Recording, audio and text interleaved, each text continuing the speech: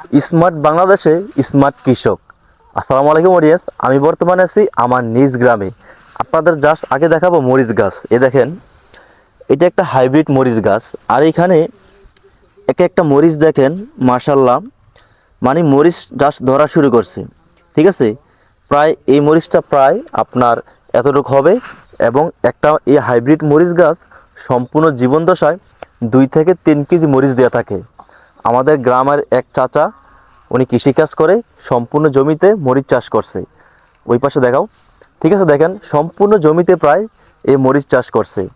এখন আগে আমরা দেখতাম ছোট ছোট মরিচ গাছ, এত বড় মরিচ হতো না। এখানে তো অনেক কম মরিচ গাছ লাগানো হয়েছে। আগে দেখতাম আমরা অনেক বেশি মরিচ গাছ লাগানো হতো, বা মরিচের সাইজ ছিল ছোট। কিন্তু এখন মরিচ গাছ কম, ফল বেশি।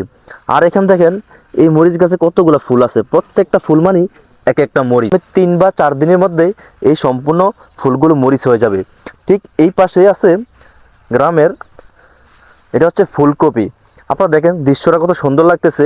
এই কপিগুলো এখনো হয় নাই, জাস্ট এখানে আসা শুরু করছে। এটা আশা করি আমরা 2 বা 3 সপ্তাহের মধ্যে সম্পূর্ণ ফুলকপি বিক্রি করার জন্য উপযুক্ত হয়ে যাবে, বা খাওয়ার জন্য। মানে গ্রামে আসলে এরকম দৃশ্যগুলা অনেকটাই দেখা যায়।